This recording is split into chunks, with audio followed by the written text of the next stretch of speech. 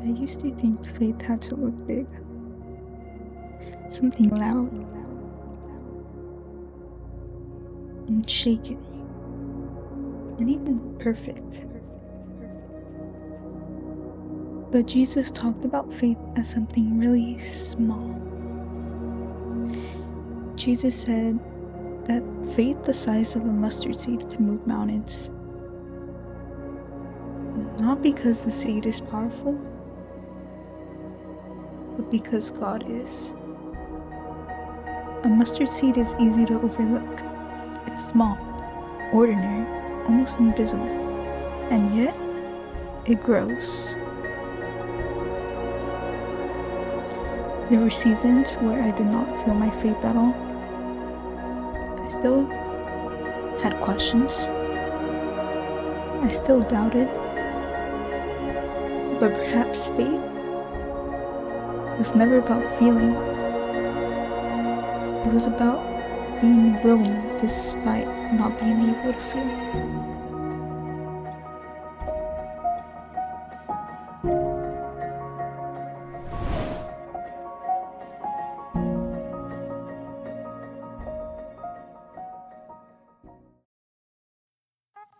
Hey everyone, welcome back to another episode yet again of Bible Talks for you.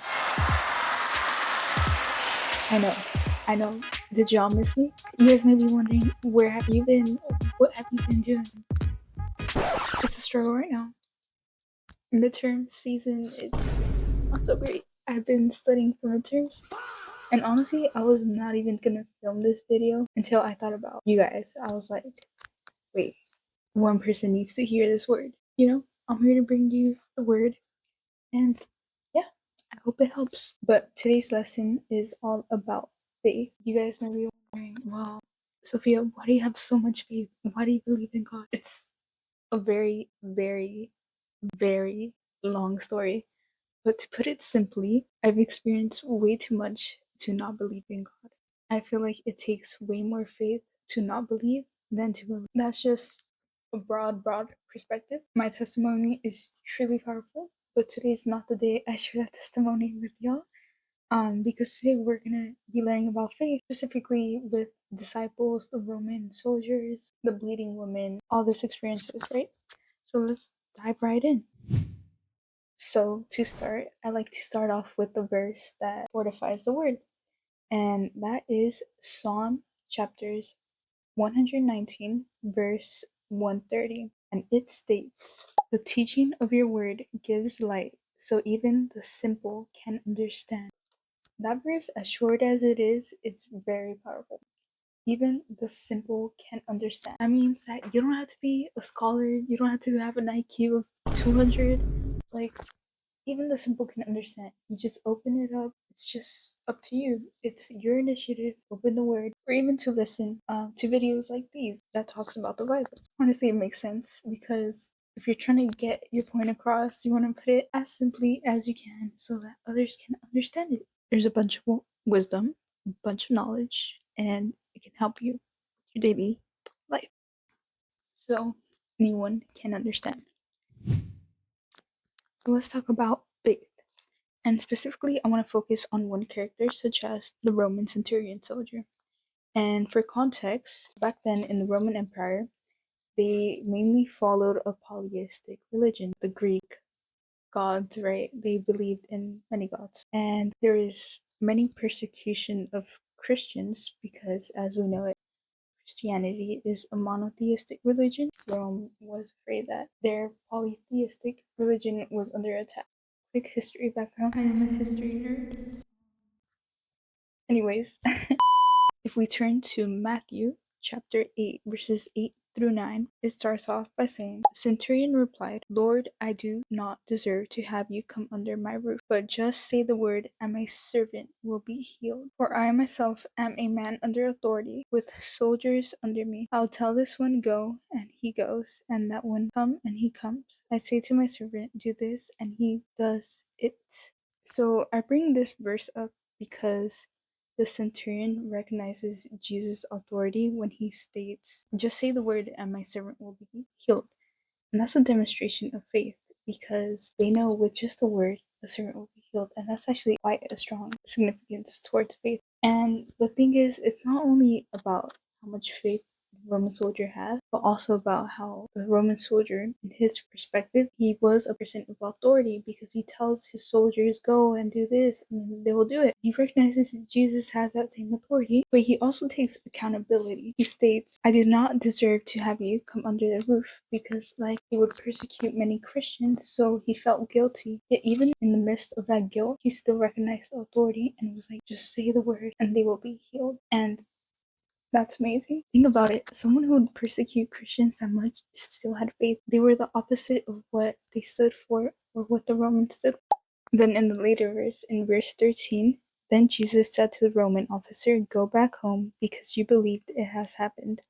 And the young servant was healed the same hour. And it goes to show how caring Jesus really is, because you would think, well, in the worldly perspective, someone wouldn't treat that person bad. They're like, no, they persecuted my followers. Why would I heal them? No, Jesus did the opposite. Jesus actually healed them. And that kind of goes to how some people are today. Some people are like, well, why am I going to do this for this person if they did this to me? Why am I going to do this if they did this, that, or that?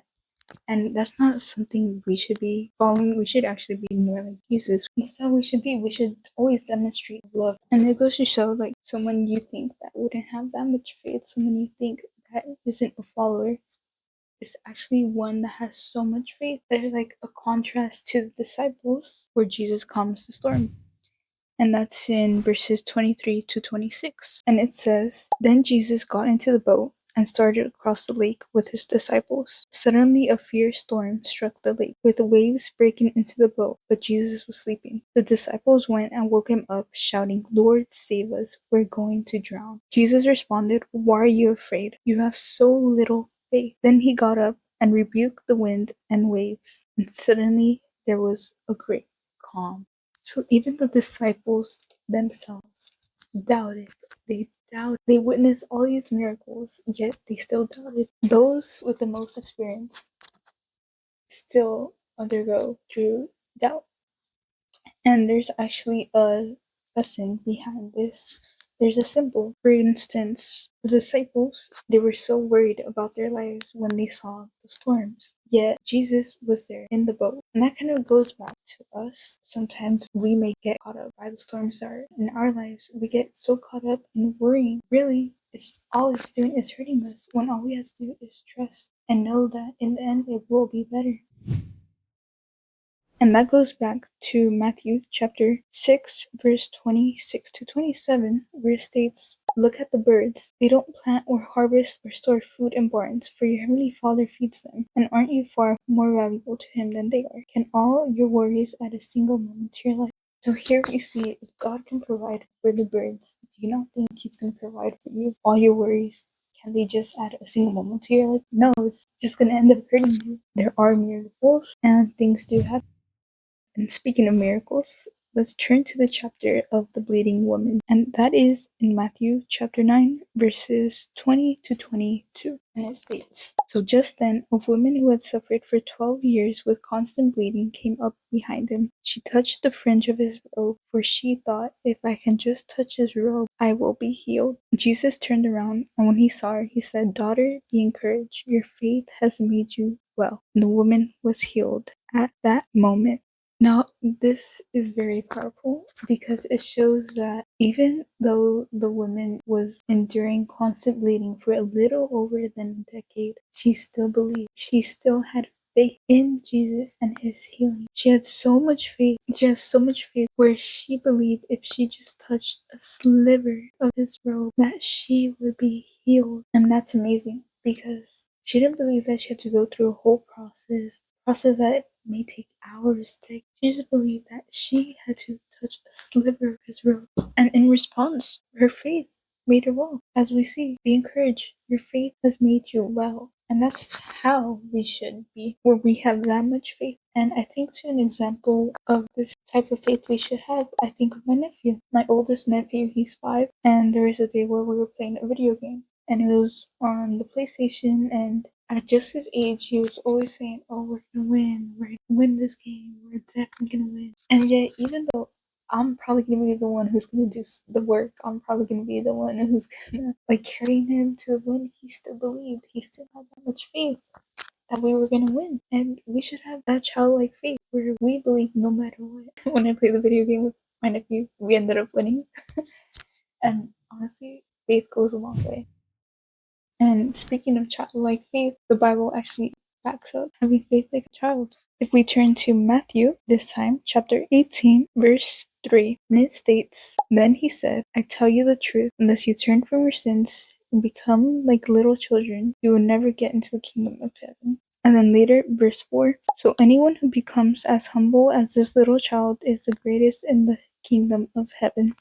And that's amazing because even the Bible acknowledges children have so much faith. Because if you think to your own examples as a kid, where let's say in kindergarten, preschool, you would constantly get asked, "Oh, what do you want to be when you grow up?" Right? And children, their imaginations, they're like far fetched or what seem to be far fetched, right? For example, when I was a kid, I would always say, "Oh, I want to be an archaeologist." Or think to your example, what did you used to say? Children do not think of other things other than that goal in mind. And I think to an example where it's, I think it was Jim Rohn who said, "You must have faith like a child, yet work at it like an adult." So the formula really reads, make plans like an adult and believe in them like a child. Because belief in it itself holds so much power. It truly, truly does. The fact that even other successful people are referring to this shows how much power it truly does hold. Let's go back to the example of the mustard seed. This is one of the most popular verses I'm sure you guys have heard of, and it's in Matthew chapter 17, verse 20. And for context of this chapter, Jesus was with his disciples, and there was a demon within a boy, and the disciples tried to get the demon out of the boy, but they failed. And it starts off with verse 19 saying, "Afterward, the disciples asked Jesus privately, 'Why couldn't we cast out that demon?' And in verse 20, 'You don't have enough faith.' Jesus told them, 'I tell you the truth, if you had faith even as small as a mustard seed, you could say to this mountain, move from here to there, and it would move. Nothing would be impossible.'" You guys may be wondering, well, isn't Jesus contradicting himself since he said you don't have enough faith, yet he's saying, "Oh, you need to have little faith, and yet you can move a mountain"? Not necessarily. In this instance, he's not talking about the size of the faith. He's talking about the impact of the faith. For example, having sincere faith versus, faith that you just showcase. We must have real faith because sincere trust has power. It has the power to move mountains, as Jesus mentioned. And here, mountains are actually analogous to what we face as people, the trials and obstacles that we face in life. Yet, even having sincere faith, it has that much power to move those obstacles out the way. And it's not to say, "Oh, if I believe this much, then I'll make this much money, or I'll do this or that," right? But it's to say that no matter what, no obstacle is going to come in the way of God's will. And the last faith verse that I want to end off with is in Romans chapter 3, verse 22, and it states, "We are made right with God by placing our faith in Jesus Christ, and this is true for everyone who believes, no matter where we are." No matter where we are in life, we could be a college student, we could be facing the most difficult trial, or we could be even, among flourishment, right? We could be so successful. No matter where we are, we must put faith in Jesus Christ, and that is how we're made right with God. Now, a fun little verse that I want to include apart from faith, it's in Psalms chapter 66, verse 10, and it states, "You have tested us, O God, you have purified us like silver." You guys might be wondering, oh, what does God mean by purifying us by silver? When we think to like the manufacturers of silver, the only way they could know if the silver is truly ready is if they could see the reflection in the silver. And that goes back to Zechariah, where God states, "I will refine them like silver." So it goes to show that God will refine us until He can see His reflection in us. That's truly amazing about these little details that you could find in the Bible. And I thought that was interesting, and I wanted to share that with y'all. And as always, I want to end off with, can you guys guess which verse? Can y'all? If you said Jeremiah 29:11, you are right. Always remember what Jeremiah 29:11 states. For I know the plans I have for you, declares the Lord. Plans to prosper you, not to harm you. Plans to give you a hope and a future. Remember to have childlike faith. See you guys in the next episode.